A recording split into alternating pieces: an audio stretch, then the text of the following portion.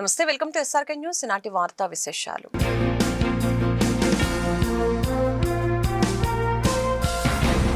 యోగా జీవితంలో భాగం కావాలని కలెక్టర్ సీఎం సాయికాంత్ వర్మ పిలుపునిచ్చారు. అంతర్జాతీయ యోగా దినోత్సవ వేడుకల్లో భాగంగా మంగళవారం ఉండవల్లి గుహల వద్ద యోగా కార్యక్రమాన్ని నిర్వహించారు. అంతర్జాతీయ యోగా దినోత్సవం జిల్లాలో ఆదర్శవంతంగా నిర్వహించాలని ఈ సందర్భంగా కలెక్టర్ పిలుపునిచ్చారు. అన్ని వయసుల వారు ఇందులో పాల్గొనవచ్చని అన్నారు. ప్రతి ఒక్కరూ పాల్గొని గొప్ప సంఘీభావాన్ని వ్యక్తం చేయాలని విజ్ఞప్తి చేశారు. యోగా మన సాంస్కృతిక సంపదగా వస్తున్న గొప్ప ప్రక్రియ అని చెప్పారు. దీర్ఘకాలిక వ్యాధులపై సైతం ఉపశమనం కలిగించే ఆసనాలు యోగాలో ఉండటం గర్వించదగిన విషయమని అన్నారు. చేయగలిగితే ముందుకు అంతే ఉంచండి, ముందుకి ఎంతవరకు ఉంచగలదు అంతవరకు ఉంచండి. గడ్డం ఛాతిని టచ్ చేయలాగా. మెడ నొప్పి ఉన్న వాళ్ళు కానీ కళ్ళు తిరిగే సమస్య ఉన్న వాళ్ళు మాత్రం ఫోర్స్ చేయొద్దు. ఎవరైనా సరే ఫోర్స్ చేయొద్దు, జెంటిల్గా చేయండి. ఎంతవరకు మీరు ముందుకు ఉంచగలిగితే అంతవరకు ఉంచండి. ఒక సెకండ్ అక్కడ ఉండండి. మరలా శ్వాస తీసుకుంటూ నెమ్మదిగా వెనక్కి వంచండి. వెనక్కి కూడా మీరు ఎంతవరకు వంచగలిగితే అంతవరకే వంచండి. ఇప్పుడు రెండు మోచేతులు ముందుకు తీసుకురండి. రెండు మోచేతులు టచ్ చేయడానికి ట్రై చేయండి, ఫోర్స్ చేయొద్దు. ఇప్పుడు శ్వాస తీసుకుంటూ తల రెండు చేతులు పైకి లేపండి. పైకి లేపినప్పుడు చేతులు చెవులకు టచ్ అవ్వాలి. వెనక్కి వెళ్ళినప్పుడు రెండు స్కాపులాస్ అంటే షోల్డర్ బ్లేడ్స్ అంటాం కదా, రెండు దగ్గరికి రావాలి. మళ్ళీ కిందకు వచ్చినప్పుడు చేతులు ఇట్లు. సర్వే సంతు నిరామయ,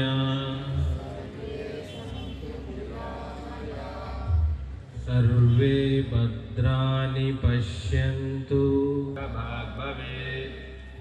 ఓం శాంతి శాంతి శాంతి.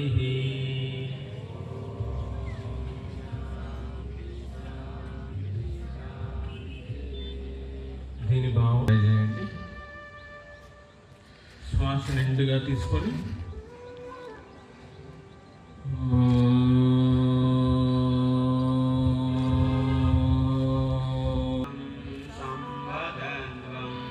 శంభో మనాంసి జానతా,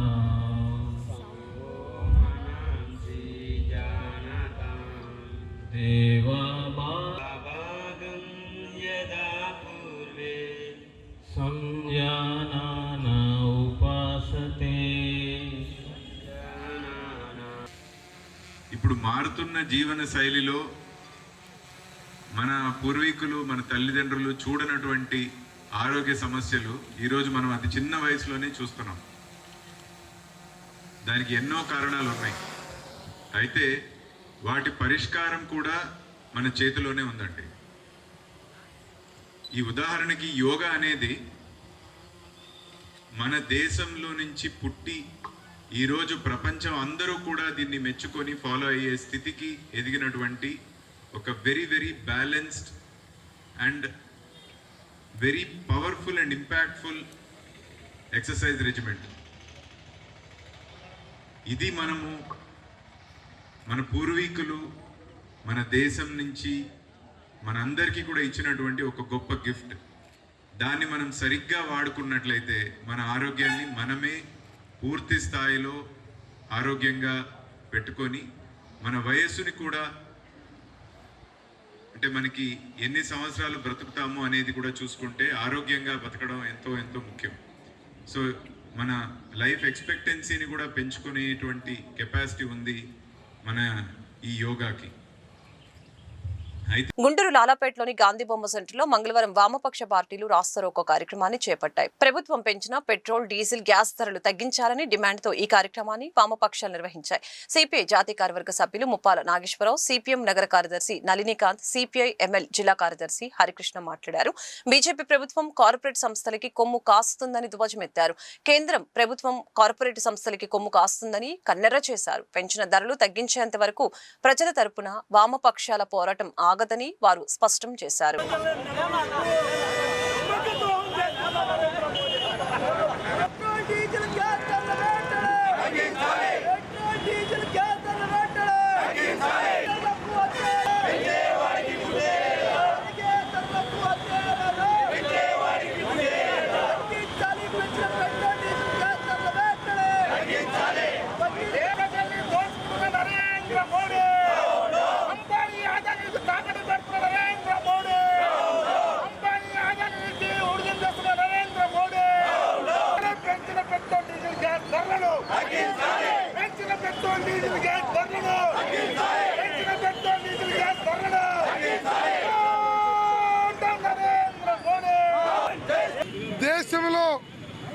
నరేంద్ర మోడీ బాధ్యత రాహిత్యం వల్ల అదానీ అంబానీలకి భారత ప్రజల్ని తాకట్టు పెడుతున్న నేపథ్యంలో డీజిల్, పెట్రోలు, వంట గ్యాసు, వాణిజ్య గ్యాసు అసాధారణంగా పెరిగి సామాన్య ప్రజలకి వెనుభారంగా మారింది. ఈరోజు రాష్ట్రంలో రాష్ట్ర పన్నులు కూడా 36% పెరిగినాయి. కేంద్ర పన్నులు, రాష్ట్ర పన్నులు కలిస్తే అసలు ఉత్పత్తి ధర కన్నా రెట్టింపు ఎక్కువగా ఉన్నాయి. కార్పొరేట్లకి భారీ రాయితీలు ఇచ్చేటువంటి కేంద్ర రాష్ట్ర ప్రభుత్వాలు పేద ప్రజలు 50 మంది వాడుకునేటువంటి వంట గ్యాస్ ధరని 2 రెట్లు భారతీయ జనతా పార్టీ అధికారంలోకి వచ్చినాక పెంచడం నరేంద్ర మోడీకి సిగ్గుపోయే పని. కాంగ్రెస్ యూపీఏ ప్రభుత్వం చివరిలో 410 రూపాయలు ఉన్నటువంటి వంట గ్యాస్ ఈనాడు 937 పెరిగింది. ఇది నరేంద్ర మోడీ వైఫల్యం. అలాగే పెట్రోలు, డీజిల్ ఈరోజు పెట్రోలు 117.5 ఉంది.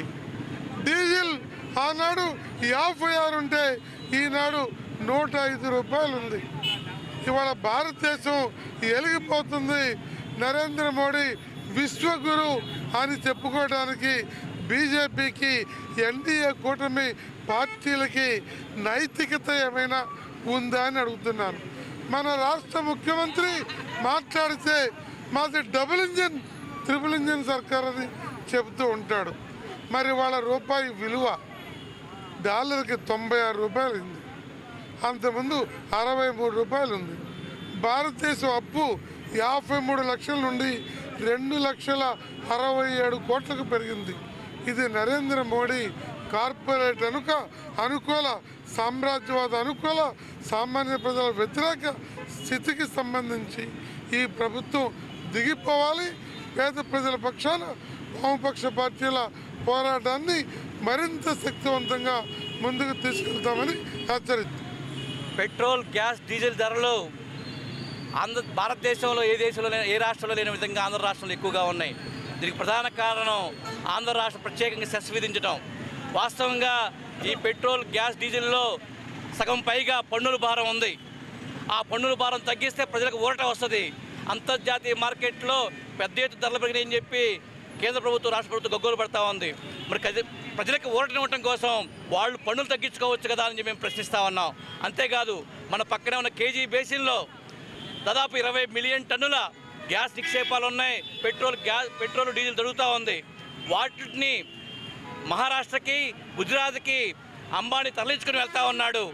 దానిలో సగభాగం ఆంధ్ర రాష్ట్రకి ఇవ్వాలని చెప్పి ప్రణాళిక సంఘం చెప్పింది. వాస్తవానికి ఆంధ్ర రాష్ట్ర ముఖ్యమంత్రి గారు సంపద సృష్టిస్తా అని చెప్తా ఉంటున్నాడు. కానీ సృష్టించబడిన సంపదను మాత్రం ఆంధ్ర రాష్ట్రానికి తీసుకోవటం లేదు. దీనివల్ల ఆంధ్ర రాష్ట్రంలో గ్యాసు 200 రూపాయలకి ఇవ్వచ్చు. ఆ అవకాశాన్ని ఆంధ్ర రాష్ట్రం ఉపయోగించుకోవట్లేదు. అందుకని అంతర్జాతీయ మార్కెట్లో ధరలు పెరిగినా ప్రజల మీద భారాలు పడకుండా చేసే ప్రయత్నాలు పాలకులు చేయాలి. కానీ దీని అవకాశంగా ఉపయోగించుకొని కార్పొరేట్లకు వరాలు ఇస్తూ ఉన్నారు, పేదలకు భారాలు వేస్తూ ఉన్నారు. అందుకని దీన్ని తీవ్రంగా వ్యతిరేకిస్తున్న తక్షణమే పెంచిన పెట్రోల్, గ్యాస్, డీజిల్ ధరలు తగ్గించాలని చెప్పి డిమాండ్ చేస్తూ ఉన్నాం. వామపక్ష పార్టీలన్నీ కూడా దేశవ్యాప్తంగా ఆందోళన చేస్తూ ఉన్నాయి.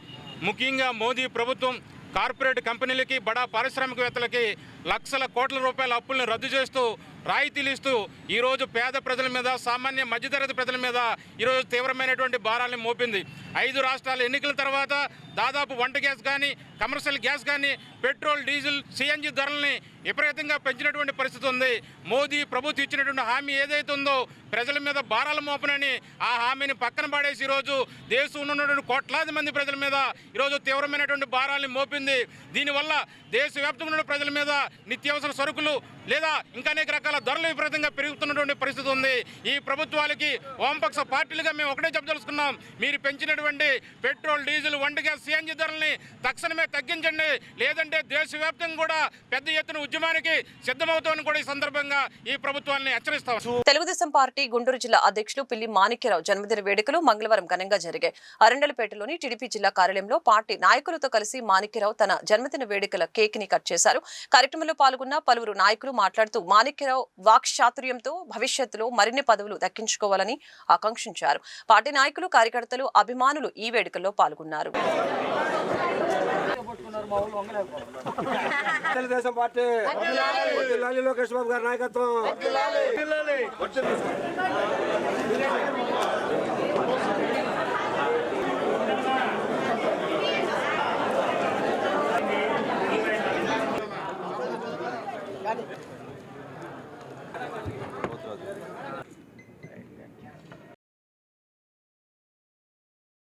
గుంటూరు జిల్లా అధ్యక్షుడిగా మా గుంటూరు తెలుగుదేశం పార్టీ దేవాలయంలో పుట్టినరోజు వేడుకలు ఈ పెద్దలందరి సమక్షంలో తెలుగుదేశం పార్టీ కుటుంబ సభ్యుల సారథ్యంలో జరుపుకోవటం చాలా సంతోషంగా ఉంది. గుంటూరు జిల్లా తెలుగుదేశం పార్టీ కుటుంబ సభ్యులందరికీ కూడా పేరు పేరున నేను ధన్యవాదాలు, కృతజ్ఞతలు తెలియజేస్తా ఉన్నాను. పార్టీ బాధ్యతలు తీసుకున్నప్పటి నుండి జిల్లాలో ఉన్నటువంటి కేంద్ర మంత్రి పెమ్మసాని చంద్రశేఖర్ గారి దగ్గర నుండి ఎమ్మెల్యేలు, ఎమ్మెల్సీలు, పార్టీలో ఉన్నటువంటి నాయకత్వం, రాష్ట్ర నాయకత్వం, జిల్లా నాయకత్వం, క్రింది స్థాయి నాయకత్వం వరకు కూడా అన్ని విషయాల్లో కూడా నాకు సహకరిస్తూ ముందుకెళ్తా ఉన్నారు. వారందరికీ కూడా ధన్యవాదాలు తెలియజేస్తూ ఉన్నాను. అధికారం వచ్చి 2 సంవత్సరాలు అవుతూ ఉంది. ఈ 2 సంవత్సరాల నుండి కూటమి ప్రభుత్వం, చంద్రబాబు నాయుడు గారు కానివ్వండి, బీజేపీ, అట్లాగే పవన్ కళ్యాణ్ గారు, ఈ నాయకత్వంలో రాష్ట్ర ప్రజల యొక్క సంక్షేమం, రాష్ట్రం యొక్క అభివృద్ధి, రాష్ట్రం యొక్క కీర్తి ప్రతిష్టలు ఇమిడింపజేయటమే ధ్యేయంగా కార్యక్రమాలు జరుగుతూ ఉన్నాయి. 2 సంవత్సరాల నుంచి అనేకమైనటువంటి ఆర్థిక ఇబ్బందులు రాష్ట్రంలో ఉన్న, గతంలో 5 సంవత్సరాల్లో చేసినటువంటి గాయాలు ఆంధ్రప్రదేశ్ మొత్తం మీద ఉన్న ఆ గాయాల్ని మానుపుకుంటూనే రాష్ట్రం యొక్క పురోగతి వైపు 75-76 సంవత్సరాల చంద్రబాబు నాయుడు గారు 20 సంవత్సరాల యువకుల్లాగా నిరంతరం కృషి చేస్తూ పనిచేస్తూ ఉన్నాడు. ఆయన నాయకత్వంలో మేమందరం కూడా పనిచేయటం చాలా సంతోషంగా ఉంది. వ్యవస్థల మొత్తాన్ని గాడిలో పెట్టడం కానివ్వండి, రాష్ట్ర అభివృద్ధిని చేయటంలో కానివ్వండి, ప్రతిరోజు కార్యక్రమాలు చేయటం చాలా సంతోషంగా ఉంది. అదే క్రమంలో ఎవరైతే పశుపతి లాంటి ఆంధ్రప్రదేశ్కి రాజకీయ విలన్ ఉన్నాడో జగన్మోహన్ రెడ్డి, దాదాపు 5 సంవత్సరాల క్రితం ఈ రాష్ట్రంలో అరాచకాలు, ఈ రాష్ట్రంలో దోపిడీ, అవినీతి, దళితుల పట్ల, బలహీన వర్గాల పట్ల ముఖ్యంగా వివక్షతతో కూడినటువంటి అత్యాచారం నిరంతరం జరుగుతున్నటువంటి క్రమంలో రాష్ట్రంలో ఉన్నటువంటి తెలుగుదేశం పార్టీ నుండి మిగతా రాష్ట్ర ప్రజలందరూ కూడా దాదాపు 5 సంవత్సరాల పాటు నిరంతరం శ్రమించి ఆ పశుపతిని పాతాళలోకంలో పూడ్చిపెట్టిన వాడి గాలి ఇంకా రాష్ట్రంలో ఏస్తానే ఉంది.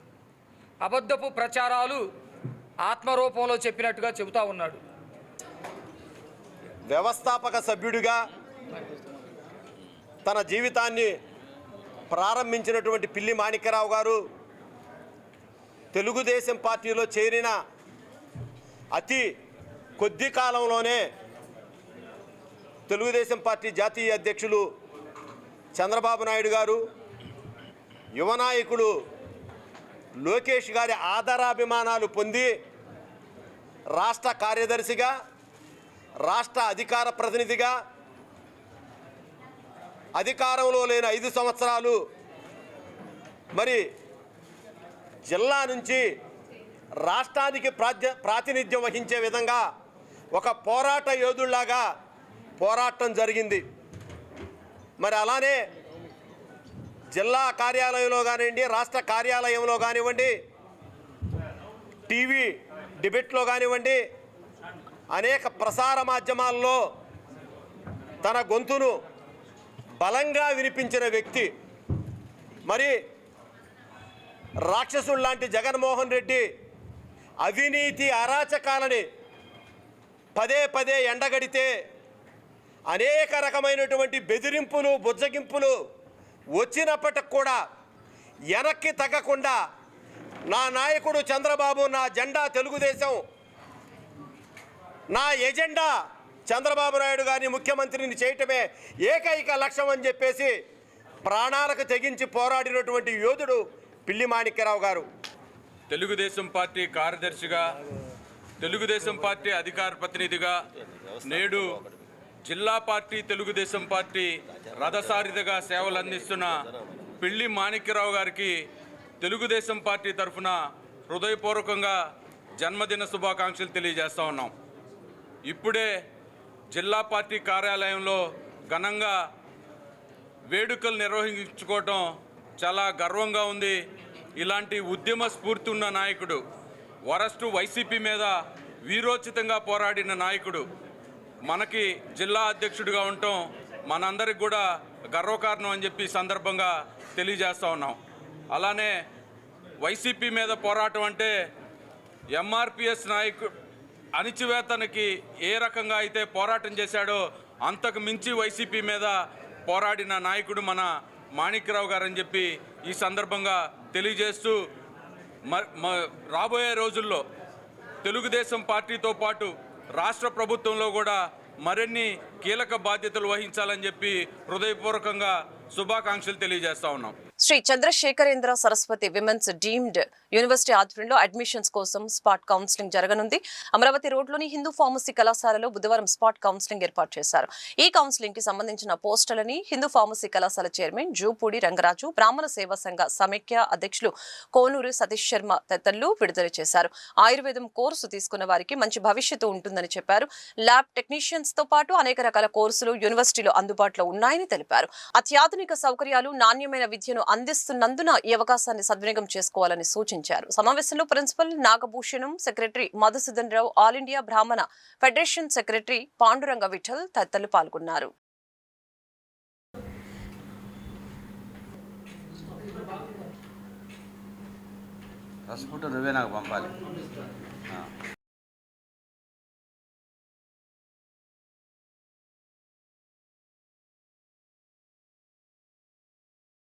ఈ రోజున నిజంగా ఫార్మసీ ఒక మంచి రోజుగా భావిస్తున్నాం. ఎందుకనంటే శ్రీ చంద్రశేఖర్ సరస్వతి విశ్వవిద్యాలయం కంచికామకోటి పీఠం వారు women's college, women's deemed university అక్కడ అడ్మిషన్స్ కోసం అని చెప్పి ఈ రోజున మా ఫార్మసీ కాలేజీలో ప్రెస్ కాన్ఫరెన్స్ పెట్టమని చెప్పి స్వామీజీ యొక్క ఆదేశం మేరకు ఆదేశాన్ని పాటిస్తూ ఈ ప్రెస్ కాన్ఫరెన్స్ పెట్టడం జరిగింది. ఇది భవిష్యత్ తరాలు ఆడవాళ్ళు ఎవరైతే ఉన్నారో సాంప్రదాయమైనటువంటి ఆలోచన పరంపరతోటి వాళ్లకు ఇంజనీరింగ్ కానీ, BA-MS కానీ and different subjects, BA, BCom, BSc, law subjects అన్నింటినీ కూడా వాళ్ళు నిష్ణాతులు చేసి సమాజంలో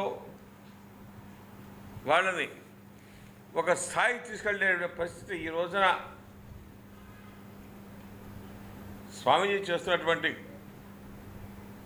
ఏ డీమ్డ్ యూనివర్సిటీ ద్వారా పిల్లలకు ఒక రకమైనటువంటి మనోధైర్యం, అట్టనే వాళ్ళ కాళ్ళ మీద నిలబడేటువంటి పరిస్థితి తీసుకొస్తున్నారో ఇది చాలా ఆహ్వానించదగినటువంటిది. రేపు సాయంకాలం ఆ professor vice chancellor Gullapalli Srinivas గారు, అట్టనే వెంకటరమణ గారు డీన్ వారు మా కాలేజీకి వచ్చి ఇక్కడ పిల్లలకి అంటే స్పాట్ కౌన్సిలింగ్ ఇక్కడ చేస్తారు. అడ్మిషన్స్ అక్కడ చేసుకుంటారు. మేము అడిగేది ఏంటంటే గుంటూరు పట్టణము చుట్టుపక్కల ఉండేటువంటి గ్రామాలు ఏవైతేనో ఆడపిల్లలు వాళ్ళు సాంప్రదాయంగా చదువుకుంటూ మంచి ఉన్నతి ఉద్యోగాలకు వెళ్ళాలనేటువంటి ఒక భావన కనుక అందరికీ తోస్తే దాంతోపాటు ఈరోజు ఇటువంటి మోడర్న్ టెక్నాలజీ, మోడర్న్ సైన్స్ ఏదైతే దాన్ని కూడా వాళ్ళు నేర్పిస్తున్నారు. కాబట్టి దీనికి మా అభిప్రాయం ఏంటంటే గుంటూరు పట్టణమే కాకుండా చుట్టుపక్కల ఉండేటువంటి అన్ని ప్రాంతాలు, గుంటూరు జిల్లాలో ఉండే అన్ని ప్రాంతాలు, అంటే గుంటూరు జిల్లా పాత గుంటూరు జిల్లా అని చెప్తున్నాను, అన్ని ప్రాంతాల వాళ్ళు కూడా దీనికి రావాలని చెప్పి రేపు సాయంకాలం 5 నుంచి 8 దాకా హిందూ కాలేజ్ ఫార్మసీలోనే వాటి స్పాట్ ఇంటర్వ్యూస్, అడ్మిషన్స్ ఉంటాయి. కాబట్టి ఆడపిల్లలు ఎవరైతే ఉత్సుకత ఉండి మేము బాగా చదువుకొని మనస్థితికి వెళ్ళాలనేటువంటి భావన ఉన్నారో వాళ్ళు తప్పకుండా దీన్ని యూటిలైజ్ చేసుకొని కోరుతున్నాం మేము. దీంతోపాటు ఏంటంటే ఫస్ట్ టైం BAMS ఆయుర్వేదిక్ ఏదైతే ఉందో చాలా ఇంపార్టెంట్. ఆల్టర్నేటివ్ మెడిసిన్ కింద ఈ రోజున భారతదేశం మొత్తంలో కూడా ఆయుర్వేదిక్ మెడిసిన్ అనేది ఆల్టర్నేటివ్ మెడిసిన్ అనేది వస్తుంది. కాబట్టి ఆడపిల్లలు కనుక దీన్ని తీసుకున్నట్టయితే ఏంటంటే భవిష్యత్తులో వాళ్ళకు మంచి నాట్ ఓన్లీ ఉద్యోగాలు రావడం కూడా కాదు, దాంతోపాటు వాళ్ళు స్వయంగా కానీ హాస్పిటల్స్ పెట్టుకున్నట్టయితే వాళ్ళు కూడా మంచి జరగబోతున్న ఆలోచన పిల్లలు చేయాలని కోరుకుంటున్నాం మేము. భారతదేశంలోనే మొట్టమొదటి విశ్వవిద్యాలయంగా, అంటే మనకు ఏదైతే 4 పెద్ద పీఠాలు ఉన్నాయో వాటిల్లో ప్రముఖంగా శ్రీ చంద్రశేఖర సరస్వతి విశ్వమహావిద్యాలయం, నడిచే దేవుడు చంద్రశేఖరానంద సరస్వతి మహాస్వామి వారి పేరుతో మరి ఏదైతే ఇప్పుడు ఉన్నటువంటి స్వామీజీ వారు ఏదైతే సనాతన హిందూ హైందవ సాంప్రదాయాలను కాపాడుతూ మరి మంచి విద్యను అందిస్తూ ఉన్నతమైనటువంటి ఆశయాలను నేర్పించి భవిష్యత్తుకి వారి యొక్క మంచి పునాదులను వేసే విధంగా ఒక క్వాలిటీ విద్యకు కూడా వారు శ్రీకారం చుట్టినటువంటి సందర్భం. అలానే ఈ ఎక్స్పీరియన్స్డ్ ఫ్యాకల్టీస్, మంచి రూము వసతులు, స్వామీజీ వారి సంకల్పం ఏదైతే ఈ భారతదేశంలో ఉండేటువంటి మంచి విద్యకి ప్రోత్సాహం ఇవ్వాలనే ఉద్దేశంతో గతంలో శంకర కంటి ఆసుపత్రులను నిర్మించినటువంటి సందర్భాన్ని చూసాం. ప్రస్తుతం ఈ విశ్వవిద్యాలయాల ద్వారా ఒక మంచి ఉన్నత విద్యను అందించాలనే లక్ష్యానికి వారు పెట్టిన శ్రీకారంలో మేమందరం కూడా చిన్న చిన్న సమిధలుగా ఉంటూ ఈ విశ్వవిద్యాలయంలో జరిగేటువంటి స్పాట్ అడ్మిషన్ల కోసం ఎవరైతే ఇంటర్మీడియట్ అయిపోయినటువంటి విద్యార్థులు ఉన్నారో రేపు సాయంత్రం జరిగే కౌన్సిలింగ్లో వారందరూ కూడా పాల్గొని మరి వారందరికీ కూడా మంచి మార్క్స్ వచ్చిన వారందరికీ కూడా వారి కౌన్సిలింగ్ ద్వారా ఏదైతే కౌన్సిలింగ్ లేకుండా రేపు జరిగే దాంట్లో స్పాట్ ఎక్కించే విధానం ఉంటుంది.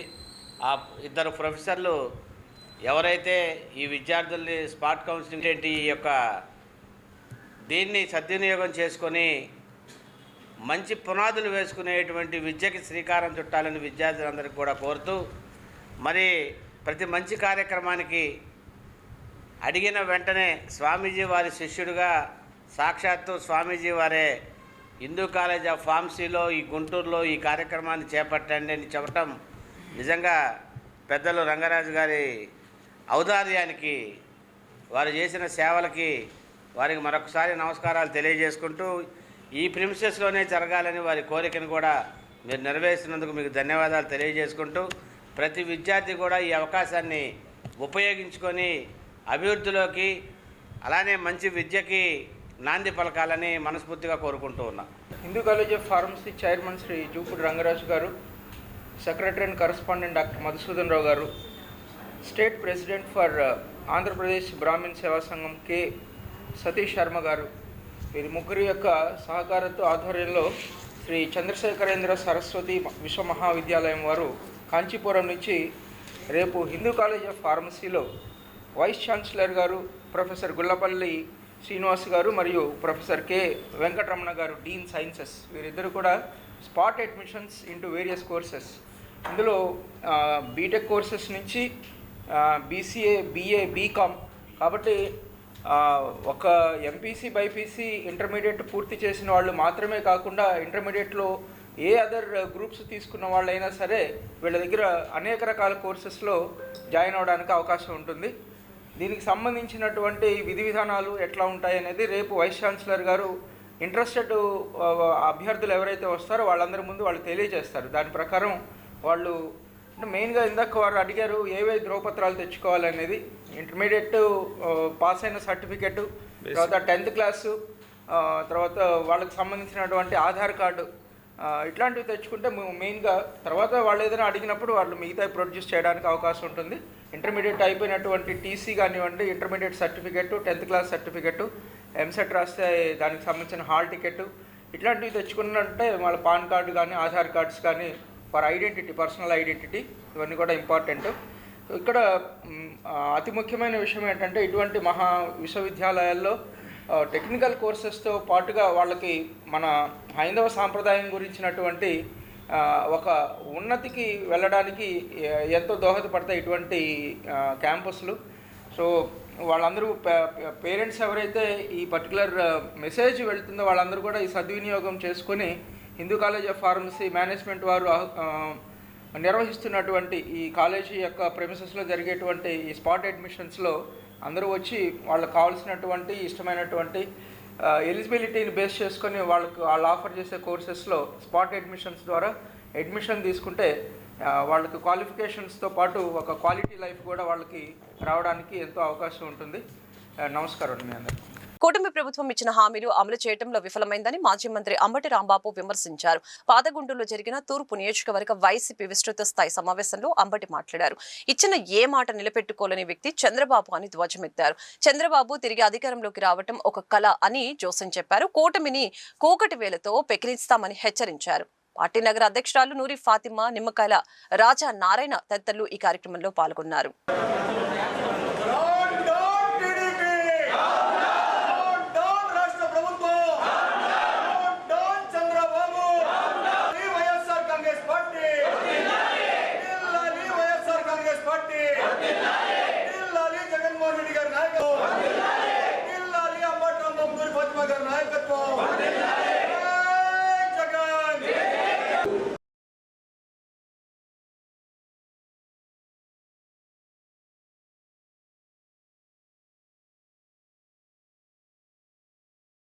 సమిష్టిగా ఈ తెలుగుదేశం పార్టీ చేస్తున్నటువంటి అతి ఘోరాతిఘోరమైన పాలనని ప్రజలకు ఇప్పటి నుంచి చెప్పుకుంటూ వెళ్ళి ప్రజల్ని కన్విన్స్ చేసి ఈ పాలన దించేసి మళ్ళీ తిరిగి వైఎస్ఆర్ కాంగ్రెస్ పార్టీని అధికారంలోకి తీసుకురావడం కోసం మనం ఈ రోజు నుంచి కష్టపడవలసినటువంటి అవసరం ఉందని కూడా ఈ సందర్భంగా నేను మనవి చేస్తున్నాను.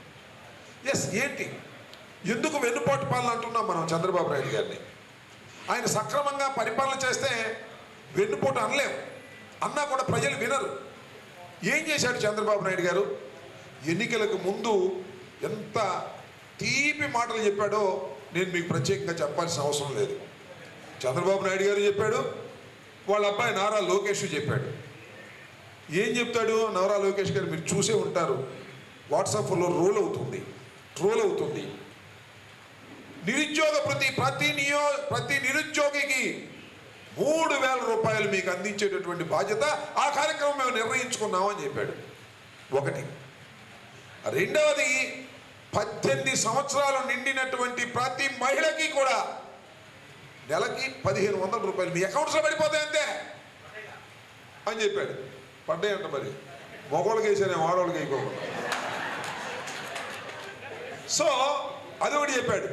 అంతేకాదు, ఎస్సీ, ఎస్టీ, బీసీ, మైనారిటీ మహిళలకు 50 సంవత్సరాలు నిండితే వాళ్ళ పెన్షన్ ఇస్తా అన్నాడు. ఈ 3. సరే, ఇంకా ఇంకో 3 చెప్పాడు.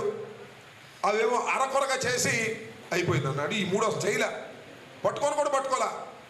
ఒక మహిళకి అయిలా, ఒక నిరుద్యోగికి ఇవ్వలా. అదేమంటే అయిపోయినాయి అన్నాడు. ఎవరైనా అయిపోలేదు అంటే సూపర్ 6 పూర్తయిందని నేను చెప్తున్నా, పూర్తి కాలేదు అంటే వాళ్ళ నాలిక మందం తప్ప మరొకటి లేదు అన్నాడు. మరి అన్నవాళ్ళ నాలిక మందమో లేక చంద్రబాబు నాయుడు గారు నాలిక మరీ పలచనో అబద్ధాలు చెప్పడానికి మీరు ఆలోచించాలని కూడా ఈ సందర్భంగా మనం చేస్తున్నాం. ఇది ఘోరమైనటువంటి అబద్ధాలు. సరే, మన అందరికీ తెలుసు ఇది ఎప్పుడు అబద్ధాలు చెబుతాడని, కానీ ప్రజలు ఎందుకు నమ్మారు? ఇంతకుముందు కూడా అబద్ధాలు చెప్పాడు.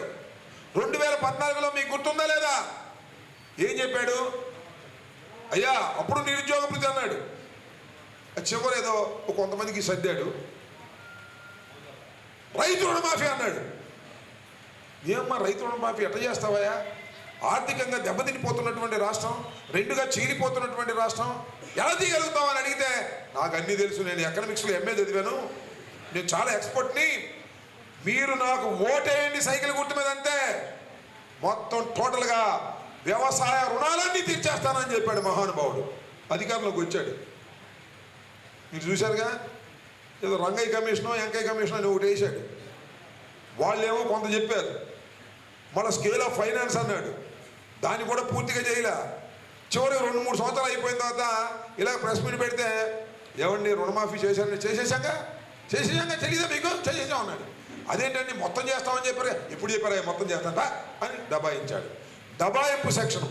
ఇచ్చిన ఏ మాట నిలబెట్టుకోలేని మోసగాడు ఈ రాష్ట్రంలో ఈ దేశంలో ఎవరైనా ఉన్నారంటే అది నారా చంద్రబాబు నాయుడు గారు తప్ప మరొకరు కాదు అని మనం చేస్తున్నాం. చూసుకుంటే ఏ పదవి, రాజ్యసభ పదవులు కానీ లేకపోతే ఎక్కడ చైర్పర్సన్లు కానీ లేకపోతే ఏది చూసుకున్నా కూడా వాళ్ళకి ఇస్తున్నారు తప్ప ఎక్కడ ఇవ్వట్లేదు. మరి జగన్మోహన్ రెడ్డి గారు బీసీలకి, ఎస్సీలకి, మైనారిటీలకి ప్రతి ఒక్కరిని కూడా అన్ని సామాజిక వర్గాల్లో అందరినీ పెరగాలి, పెంచాలి, వాళ్ళ నాయకత్వం పెంచాలి అని చెప్పి ఈరోజు నాలాంటి వాళ్ళకి అవకాశం ఇచ్చింది జగన్మోహన్ రెడ్డి గారు. నా సామాజిక వర్గం చూసి మహిళలు మరీ ముఖ్యంగా బయటికి రావాలి అని చెప్పి ఆయన ఈరోజు అవకాశం ఇచ్చారు. మహిళలకి ఎక్కువ శాతంగా అవకాశాలు ఎందుకు ఇచ్చారంటే మగవారు పనిచేస్తారు, ప్రతి ఒక్కళ్ళకి కూడా ప్రతి ఒక్క మహిళకి వెనకుండి నడిపించే వాళ్ళు మరి మగవాళ్ళు. ఆడవాళ్ళకైతే ఇండ్లుని ప్రతి ఒక్కళ్ళకి ఓర్పుతో సహనంతో మరి వాళ్ళు ఉంటారని చెప్పి జగన్మోహన్ రెడ్డి గారు 50% అవకాశాలు వాళ్ళకి ఇవ్వడం జరిగింది. మరి అదే విధంగా ఈ కూటమి ప్రభుత్వంలో వచ్చిన తర్వాత మహిళలకి రక్షణ కాదు కానీ మహిళల్ని నిజంగా గౌరవంగా చూసేవాళ్లే ఎవరూ లేరు. మరి అలాంటి ప్రభుత్వంలో అలాంటి ఈ 5 సంవత్సరాల పాలనలో మనం ఉండటం నిజంగానే దురదృష్టం. ఈ 5 సంవత్సరాలు నిజంగానే మనం కళ్ళు నోరు అలాగే మన చెవులు మూసుకొనే ఉండాల్సి వస్తుంది. ఎందుకంటే ఈ అరాచక పాలనని మనం చూడలేము, వీళ్ళు ఇచ్చిన హామీల్ని మనం వినలేము, అలాగే వీళ్ళు మంచి చేస్తారని చెప్పి మనం మాట్లాడలేము. అలాంటి ప్రభుత్వం ఈరోజు ఈ కూటమి ప్రభుత్వం ఉంది. దీనికి ఒకే ఒక్క మంచి గొంతైనా, మంచి మాట్లాడటానికైనా, ఏదైనా ఎదిరించడానికి ఏదైనా గొంతు ఉందంటే అది వైఎస్ఆర్సీపీ పార్టీ గొంతు ఒక్కటే అని చెప్పి ప్రతి ఒక్కళ్ళు కూడా అర్థం చేసుకోండి. జగన్మోహన్ రెడ్డి గారు మాట్లాడుతున్నారు అంటే సబ్జెక్ట్తో మాట్లాడతారు, నిజాయితీతో మాట్లాడతారు, విత్ ప్రూఫ్లు మాట్లాడతారు. వీళ్ళు మాట్లాడే దాంట్లో ఏ ఒక్క ప్రూఫ్ ఉండదు, ఏ ఒక్క నిబద్ధత ఉండదు, ఏ ఒక్క ట్రాన్స్పరెన్సీ ఉండదు అని చెప్పి ఒక్కసారి ప్రతి ఒక్కళ్ళు కూడా గ్రహిద్దాం. అలాగే ఇదే విధంగా రాబోయే ఇంకా 3 సంవత్సరాలు ఉంది. మనకి పోరాటాలు ఏమీ కొత్త కాదు. వైఎస్ఆర్సీపీ పార్టీ అంటేనే పోరాటంలో నుంచి వచ్చిన పార్టీ. వైఎస్ఆర్సీపీ పార్టీ అంటేనే ఎప్పుడు ఎలక్షన్ వచ్చినా కూడా ఇప్పుడే ఎలక్షన్ వస్తుందని చెప్పి సిద్ధంగా ఉండే పార్టీ. వైఎస్ఆర్సీపీ పార్టీ ఆయన మంచి చేసి ఓడిపోయారు, వీళ్ళలాగా అబద్ధపు మాటలు చెప్పి ఓడిపోలేదు. ఒక్కసారి గ్రహించి ఇదే ప్రజల్లోకి తీసుకెళ్ళి మనము ప్రతి ఒక్క నాయకుడు రేపు ఒక సైన్యంగా మారి సైనికుల్ని రెడీ చేసుకొని ఆ సైన్యాన్ని ప్రజల్లోకి తీసుకెళ్ళి జగన్మోహన్ రెడ్డి గారు చేసిన మంచిని ఒక్కటే చెప్తాం. ఈ వార్తలు ఇంతటితో సమాప్తం. మరొక బులెటిన్ మళ్ళీ కలుద్దాం. నమస్కారం.